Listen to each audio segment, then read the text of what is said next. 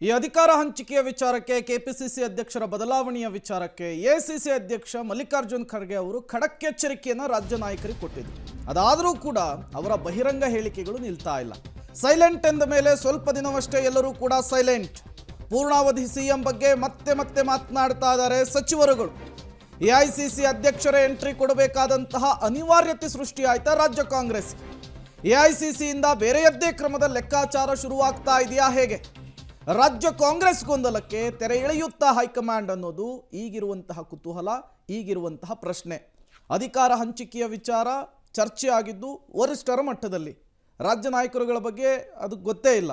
ಹಾಗಾಗಿ ಒಬ್ಬೊಬ್ಬರು ಒಂದೊಂದು ರೀತಿಯ ಹೇಳಿಕೆ ಒಂದೊಂದು ದಿನ ಕೊಡ್ತಾ ಇದ್ದಾರೆ. ಈ ಬೆನ್ನಲ್ಲೇ ವರಿಷ್ಠರು ಏನು ಮಾಡ್ತಾರೆ ಅಂಥೇಳಿ ಮತ್ತಷ್ಟು ಡೀಟೇಲ್ಸನ್ನು ಕೊಡ್ತಾರೆ ನಮ್ಮ ಪ್ರತಿನಿಧಿ ಸುಖೇಶ್ ನೇರ ಸಂಪರ್ಕದಲ್ಲಿ ಜಾಯಿನ್ ಆಗಿದ್ದಾರೆ. ಸುಖೇಶ್, ಅಧಿಕಾರ ಹಂಚಿಕೆಯ ವಿಚಾರ, ಕೆಪಿಸಿಸಿ ಅಧ್ಯಕ್ಷರ ಬದಲಾವಣೆಯ ವಿಚಾರ, ವರಿಷ್ಠರು ಹೇಳಿದ್ದು ಆಯಿತು, ಕೇಳಿದ್ದು ಆಯಿತು. ಸಚಿವರುಗಳು ಮಾತ್ರ ಬಗ್ಗು ಹಂಗೆ ಕಾಣ್ತಾನೆ ಇಲ್ಲ.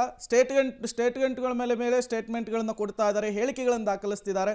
ಈಗ ವರಿಷ್ಠರ ಯಾವ ರೀತಿ ಇದನ್ನು ನಿಯಂತ್ರಿಸ್ತಾರೆ ಅಂಥೇಳಿ, ಯಾವ ರೀತಿಯ ಒಂದು ಫಾರ್ಮುಲಾ ಅಪ್ಲೈ ಮಾಡಬಹುದು ಇಲ್ಲಿ ಅಂಥೇಳಿ? ಪ್ರಮುಖವಾಗಿ ಹಿಂದೆಯೂ ಕೂಡ ಏನು ಪವರ್ ಶೇರಿಂಗ್ ವಿಚಾರವನ್ನು ಡಿಸ್ಕಸ್ ಮಾಡಿದ್ರು ಅಥವಾ ಅಧ್ಯಕ್ಷರ ಬದಲಾವಣೆ ವಿಚಾರವನ್ನು ಚರ್ಚೆ ಮಾಡಿದ್ರು. ಕೊನೆಗೆ ಒಂದು ಹಂತದಲ್ಲಿ ಎಐಸಿಸಿ ಅಧ್ಯಕ್ಷರೇ ಮಧ್ಯಪ್ರವೇಶ ಮಾಡಬೇಕಾಯಿತು. ಎಲ್ಲರೂ ಬಾಯಿ ಮುಚ್ಕೊಂಡಿರಿ, ಬಾಯಿ ಮುಚ್ಕೊಂಡು ನಿಮ್ಗೆ ಕೊಟ್ಟಿರುವ ಕೆಲಸವನ್ನು ಮಾಡಿ ಅನ್ನುವಂಥ ನೇರವಾದ ಕಠೋರವಾದ ಶಬ್ದವನ್ನು ಎಐಸಿಸಿ ಅಧ್ಯಕ್ಷರು ಬಳಸಿದರು. ಅದಾಗಿ ಒಂದು 15-20 ದಿನಗಳ ಕಾಲ ಎಲ್ಲವೂ ಮೌನವಾಗಿತ್ತು.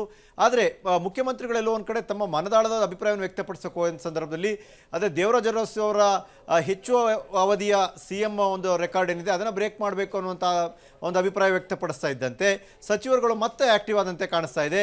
ವಿಶೇಷವಾಗಿ ಈ ಬಾರಿ ಪೂರ್ಣಾವಧಿ ಸಿ ಎಂ ಅನ್ನುವಂಥ ಅಭಿಯಾನವನ್ನು ಶುರು ಮಾಡ್ಕೊಂಡಂಗೆ ಕಾಣಿಸ್ತಾ ಇದೆ. ಅಂದರೆ 5 ವರ್ಷ ಸಿದ್ದರಾಮಯ್ಯ ಇರ್ತಾರೆ. ಈ 5 ವರ್ಷದ ಸರ್ಕಾರ ಸಿದ್ದರಾಮಯ್ಯ ಸರ್ಕಾರ. ಆ ನಂತರ ಮತ್ತೆ ನಾವು ಅಧಿಕಾರಕ್ಕೆ ಬಂದಾಗ ನೋಡೋಣ ಅನ್ನುವ ಮೂಲಕವಾಗಿ ತಮ್ಮ ವರಸೆಯನ್ನು ಎತ್ಕೊಂಡಂತೆ ಕಾಣಿಸ್ತದೆ. ಒಂದು ಕಡೆ ಸಿದ್ದರಾಮಯ್ಯವ್ರಿಗೂ ಧರ್ಮ ಸಂಕಟ ಇರ್ಬೋದು, ಮತ್ತೊಂದು ಕಡೆ ಸಚಿವರುಗಳ ಕೈಗೆ ತಮ್ಮ ಅನುಕೂಲಕ್ಕೆ ತಕ್ಕಂಥ ಒಂದು ಅಸ್ತ್ರ ಸಿಕ್ಕಂತ ಆಯಿತು ಅನ್ನೋ ಸ್ಥಿತಿ. ಇದನ್ನು ಕಾಂಗ್ರೆಸ್ ಹೈಕಮಾಂಡ್ ಹೇಗೆ ಕಂಟ್ರೋಲ್ ಮಾಡುತ್ತೆ? ಈ ಬಾರಿಯೂ ಎಐಸಿಸಿ ಅಧ್ಯಕ್ಷರಿಗೆ ಮೊರೆ ಹೋಗಬೇಕಾ, ಅಥವಾ ಕಳೆದ ಬಾರಿ ತೀರಾ ಜಾಸ್ತಿ ಆದರೆ ಒಂದಿಬ್ಬರು ಸಚಿವರಿಗಾರು ಶೋಕಾಸ್ ನೋಟಿಸ್ ಮಾಡಬೇಕು ಅನ್ನುವಂಥ ಹಂತದ ಮಾತುಕತೆ ನಡೆದಿತ್ತು. ಅದೇನಾದರೂ ಮತ್ತೆ ಈ ಬಾರಿ ಮುನ್ನೆಲೆಗೆ ಬರುತ್ತಾ?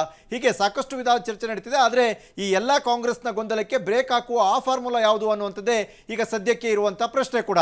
Prem. Okay, thank you Sukhesh ತಮ್ಮೆಲ್ಲ ಮಾಹಿತಿಗಾಗಿ.